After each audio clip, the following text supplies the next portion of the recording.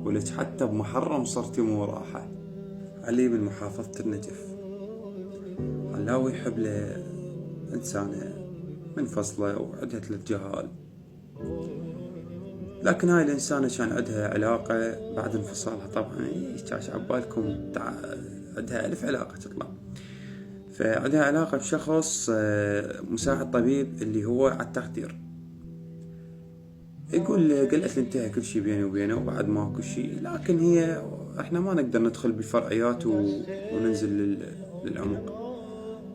يقول البنية ما مقصر وياها بأي شيء، منطيها كل شيء. يقول أعبر منطقتين 3 مناطق 4 في سبيل أني أوصل لها وأشوف احتياجاتها وأطمن عليها وأروح.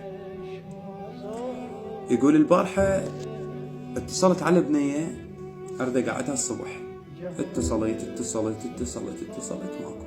لو يطلع مشغول، المشترك مشغول بمكالمة أخرى، لو ما تجاوب. يقول أنا رصعت سيارة ورحت للبيت.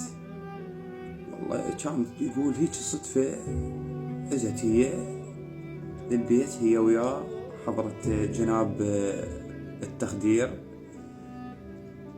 ويقول خابرتها يا بنت الناس وين كنتي؟ حبيبي والله توني قاعدة من النوم. يقول تسوي نفسها قاعدة من النوم. عجيب. ولك بويا انت كنتي هيجي؟ قالت له لا ما طالعة، والله كنت نايمة. العباس الحسين كنت نايمة. فطلب من عندي. قلت الوقت عندك رخيص وعادي ومرتاحة، ساعة ويا الزنا وساعة ويا الدياحة. اني بلا عقل واستودنت وياك، ولك حتى بمحرم صرتي مو راحة.